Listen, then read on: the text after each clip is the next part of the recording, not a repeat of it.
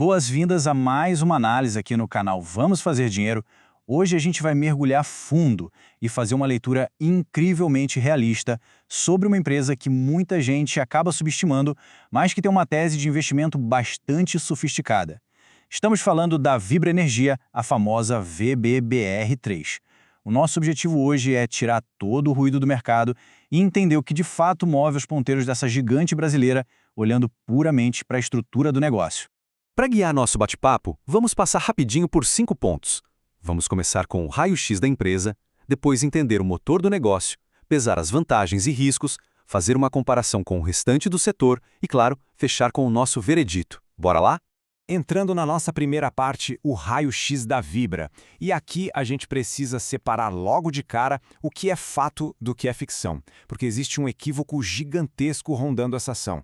Sabe aquela imagem de plataformas colossais no meio do oceano perfurando petróleo? Esqueçam isso. Tem muita gente que olha para a Vibra e imagina logo uma petroleira, mas a verdade nua e crua é bem diferente. A operação dela acontece estritamente na distribuição e logística, lá na pontinha final da cadeia. Eles não exploram e não refinam nada, o que, cá entre nós, muda toda a tese de investimento, porque tira aquele peso enorme do risco de exploração das costas da empresa.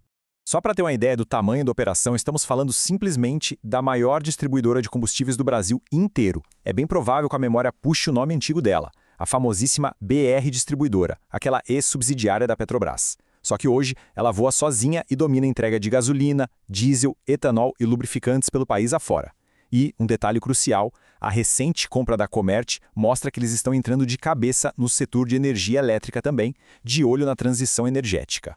E isso nos leva à segunda parte do nosso mergulho, o motor do negócio.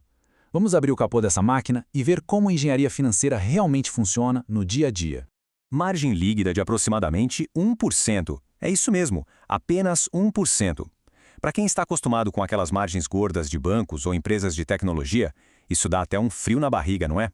Mas é exatamente por ser uma margem tão na navalha que a Vibra exige uma execução operacional absolutamente impecável. Então, como é que a conta fecha sobrando só cerca de 1 centavo a cada real faturado? A palavra mágica aqui é volume. Um volume monstruoso de vendas. A Vibra atua como um verdadeiro titã logístico. Como eles não produzem o petróleo, fogem das montanhas russas do preço do barril, mas essa margem fininha significa que eles são hipersensíveis a qualquer variação no preço do estoque ou na eficiência das entregas. Um cálculo errado na rota do caminhão e a última linha do balanço sente o golpe. Agora, o que é fascinante nessas estimativas de mercado para 2026 é a solidez dos números, mesmo com margens apertadas. A gente está olhando para um preço-alvo ali na casa dos R$31. O preço sobre lucro rodando entre 18 e 20 vezes, entregando um dividend yield honesto entre 4% e 5% e um retorno sobre o patrimônio líquido beirando os 10%. É a pura matemática da escala. O ganho é centavo por centavo, litro por litro, mas gira tanto volume que a geração de caixa fica robusta. E os últimos resultados mostram que essa engrenagem de alto volume aguenta o tranco. Eles entregaram uma recuperação fantástica depois de sofrerem com aquelas perdas de estoque no passado. Num trimestre recente, reportaram um EBITDA de quase 1 bilhão e 700 milhões de reais. Isso prova que o foco obsessivo em eficiência e no aumento do volume distribuído está dando muito certo. Passando para a terceira parte, as vantagens e riscos. Afinal, qualquer análise séria exige colocar os prós e os contras numa balança, com muita frieza.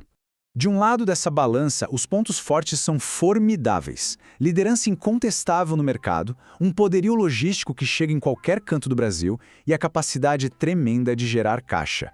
Tentar replicar essa estrutura do zero é quase impossível hoje em dia. Do outro lado, ficam os riscos que tiram o sono de qualquer gestor. Aquelas margens milimétricas e uma concorrência super agressiva de gigantes como a Raízen e a Ultrapar, que estão sempre de prontidão para roubar fatias desse mercado bilionário. Ou seja, a regra de ouro para entender essa tese é bem simples. O lucro não vem de uma grande tacada genial. Ele depende estritamente de vender muito, o tempo todo. A máquina simplesmente não pode parar nem desacelerar. Vamos então para a parte 4, comparando com o setor. Para a gente saber o real valor da Vibra, precisamos entender onde ela se encaixa no meio dos outros pesos pesados da bolsa.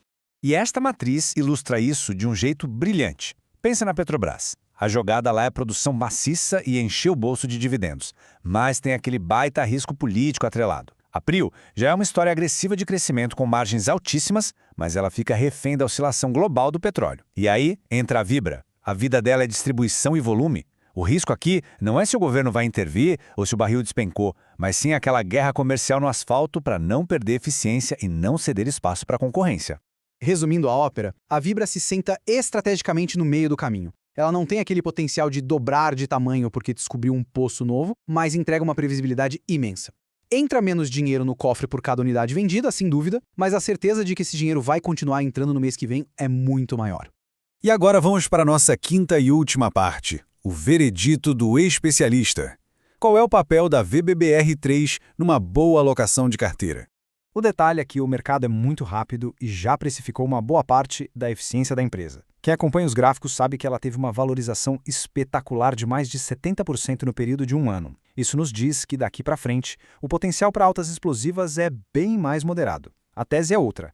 Trata-se de uma excelente posição para trazer estabilidade e pingar aqueles dividendos moderados. Mas sejamos realistas. Não dá para tratar a Vibra como uma máquina de multiplicação que vai fazer o patrimônio dar saltos estratosféricos.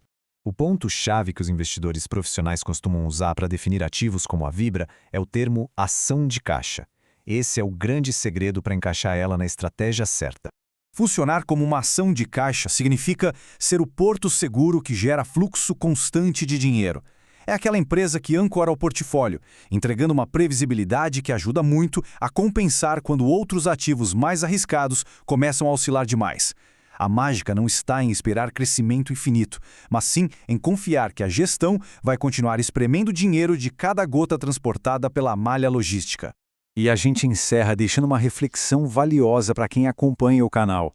Sabendo agora de tudo isso como uma operação gigantesca, movida a margens apertadíssimas e execução impecável, pode ser exatamente a peça de estabilidade que faltava na estratégia de investimentos? Entender essa dinâmica separa os investidores de sucesso de quem apenas aposta no escuro. Se essa análise ajudou a clarear as ideias, a gente pede aquele apoio. Deixe o seu gostei aqui neste vídeo porque isso ajuda demais o nosso trabalho. E use o espaço de comentários para falar o que acha da tese da Vibra. Além disso, é essencial fazer a sua inscrição aqui no canal Vamos Fazer Dinheiro e não esquecer da ativação do sininho para não perder os nossos novos vídeos com mais análises de peso. Muito obrigado pela companhia e até a próxima!